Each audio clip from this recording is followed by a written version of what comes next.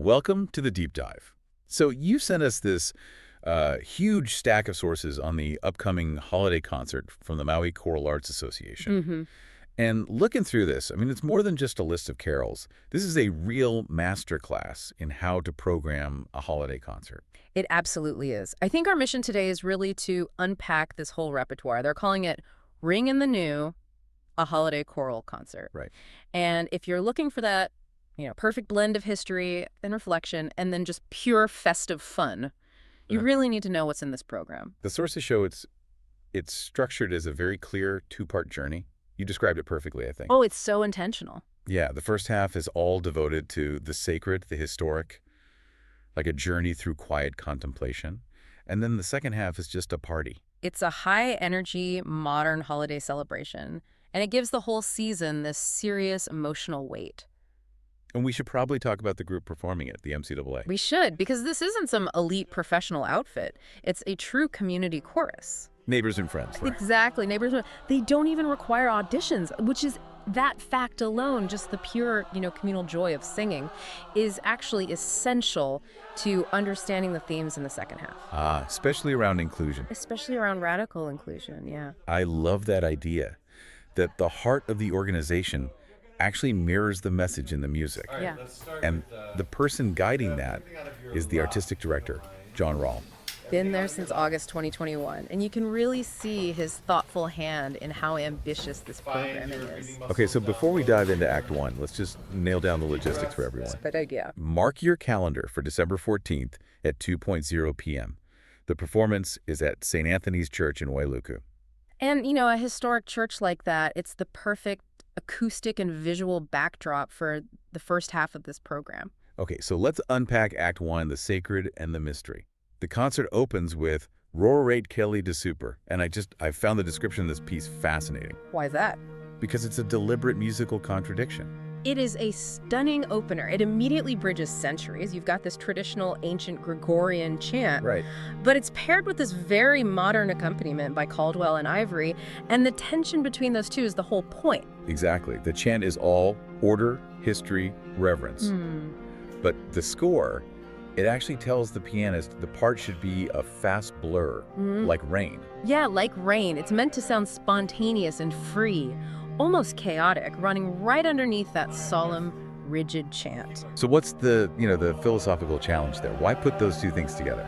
Well, I think it forces the listener to realize that spirituality isn't always neat and contained. It can be urgent and spontaneous and disruptive. It's the 6th century colliding with the 21st. It's a brilliant way to open the dive, yeah.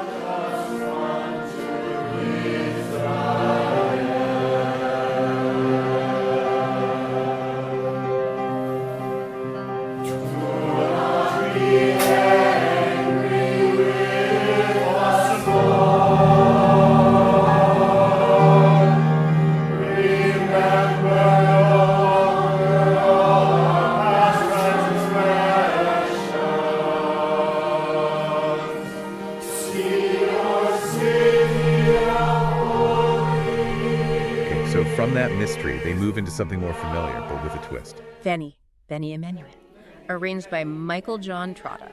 And it's got this driving pulse. It does. Trotta takes that recognizable 18th century Latin hymn, which is usually so stately and measured, and he injects this distinctly driving rhythm.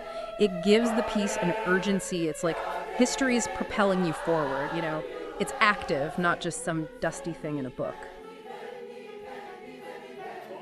And that sets us up for what I think is a real centerpiece of this section, Franz Bebel's Ave Maria. Oh, this is a massive undertaking for a community chorus. It is. Yeah. So what should we be listening for to really appreciate the difficulty and the payoff? You're right to point out the ambition. Bebel's work is famous for its structure. It's written for a double choir. A double choir setup. Yeah, so you have a smaller group, a trio or a semi-chorus, chanting the central prayer, the Angelus Domini. Okay, what's the larger choir doing? The full men's and mixed chorus responds to that trio, and because they're often physically separated. To create distance. To create distance, exactly. When the full choir answers, it builds this absolutely stunning, immersive wall of sound. Wow. In a church like St. Anthony's with those acoustics, that echo and vastness will be something you feel physically, not just here. It creates this profound spiritual space. That sounds like a true experience.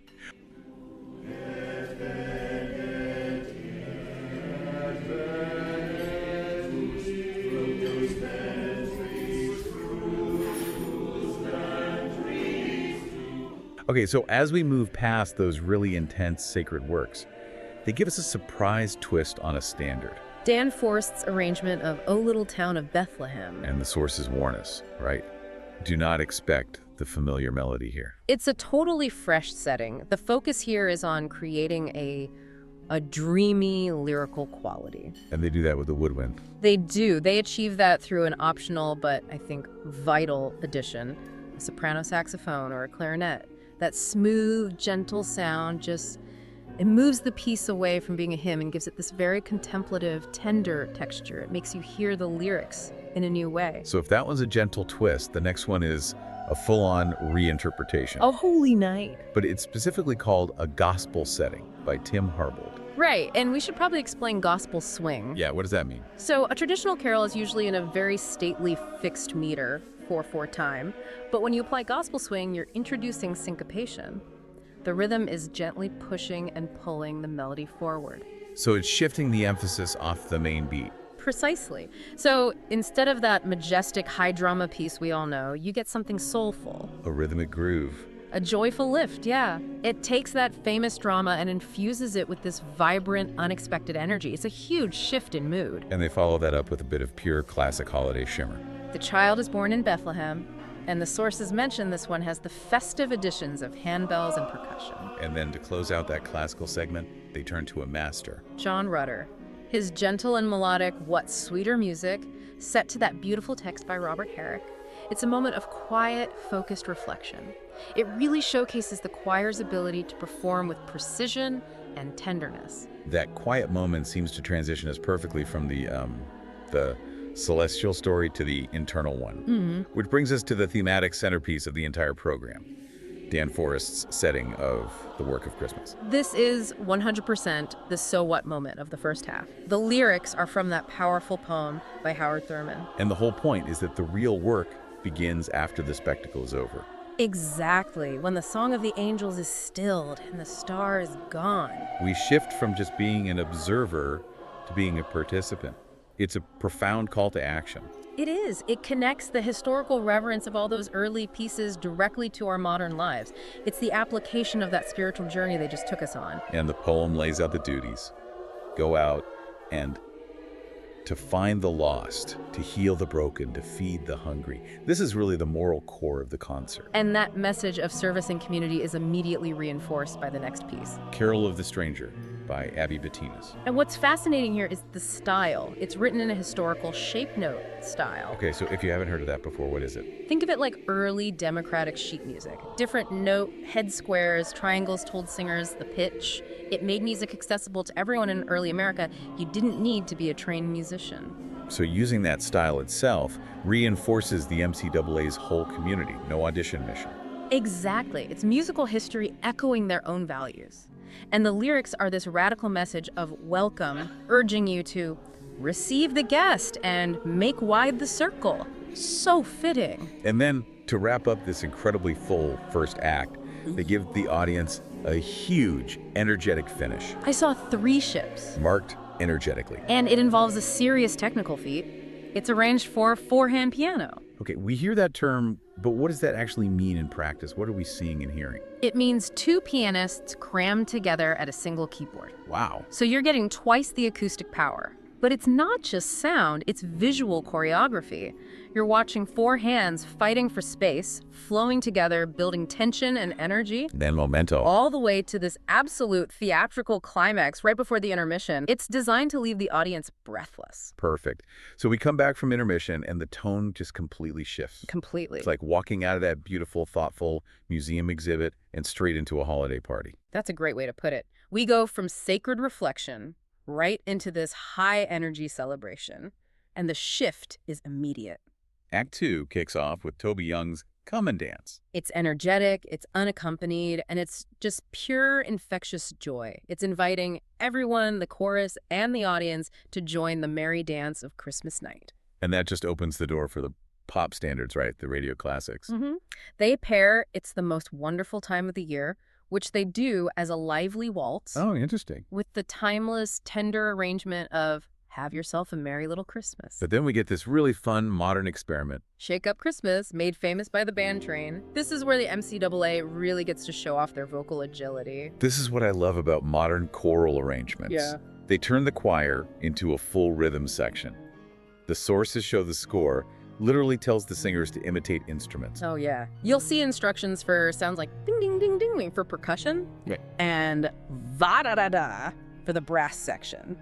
This is complex stuff. It requires incredible precision, intonation, and groove. They're building a whole vocal pop track with just their voices. It's going to be a blast to watch and hear. So, from that super high energy vocal pop, we return to the classics with Jacob Narvarud's arrangement of Silver Bells. And it just perfectly captures that cozy, iconic city sidewalks feeling.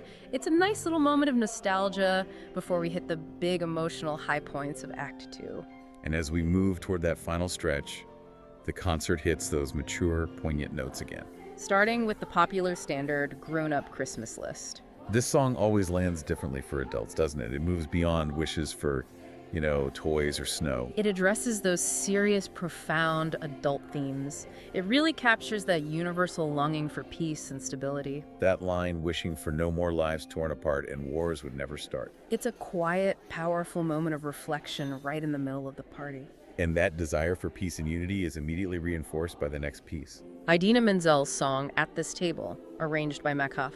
If the Howard Thurman piece was the intellectual mission statement of Act 1, this feels like the emotional mission statement of Act 2. It's pure, unconditional welcome, and it's a powerful musical statement about community that circles right back to the open, no audition policy of the MCAA itself. The central theme couldn't be clearer. That message of absolute security and inclusion.